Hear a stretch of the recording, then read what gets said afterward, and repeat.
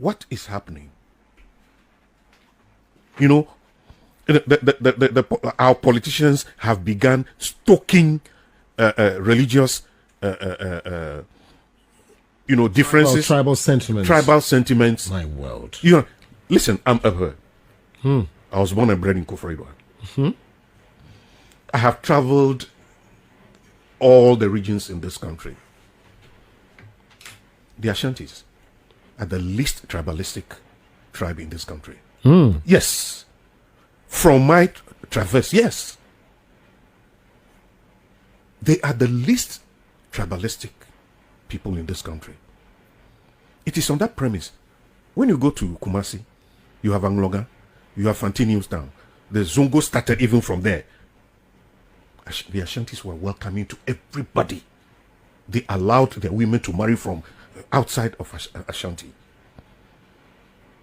Today, if the Asante and Ever are at each other's throats, it's because of the politicians. They are the ones who stoke these things. These things have never been part of our ethnic or whatever in this country. It is the politicians. Interesting. Yes. It is the politicians. I feel your pain, Asante. Do you all remember last week I was saying this? So many people envy Asante and the Asante kingdom, and I don't see why. If you want your own kingdom to thrive like the Asante Empire, the Asante kingdom, who stops you from doing that? The Asante kingdom is one of the youngest kingdoms in the whole of Africa. But look at the level the Asante from the days of Chum and Entry, they were able to push the kingdom to where it is now.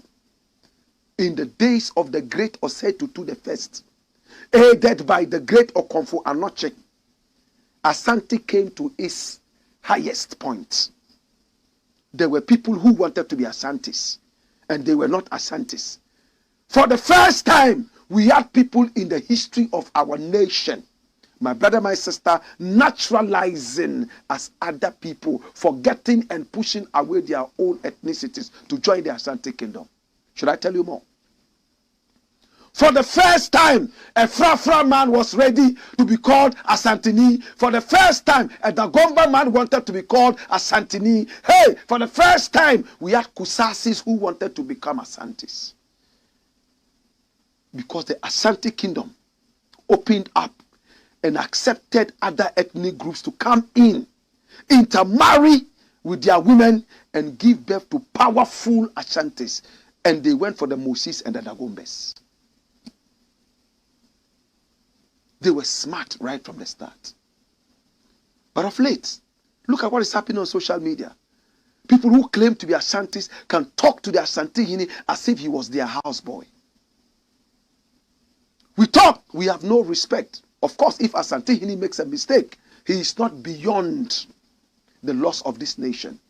But there's a way to talk to a man who has power. We don't pay our taxes to Asante. We can't go and blame Asante for the potholes in Accra. No. Asante is doing all he can to be able to put Asanteman where Asanteman is supposed to be. The least we can do as a nation is to support Asante. Today, if ethnic groups are having problems, Asante is the first person they call. The Gombes and Kokombes had an issue. Asante was invited through. Even amongst the Gombes, Abudu and Andani Gates, Asante had to come in. He was the final person who brought peace. True?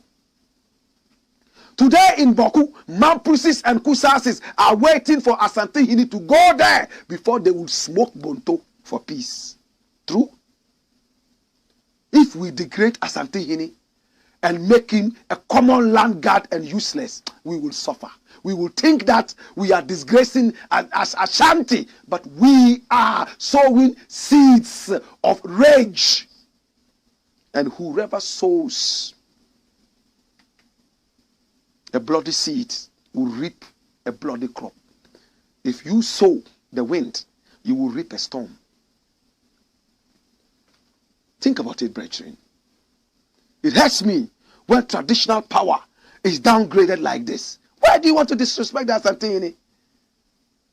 What has he done?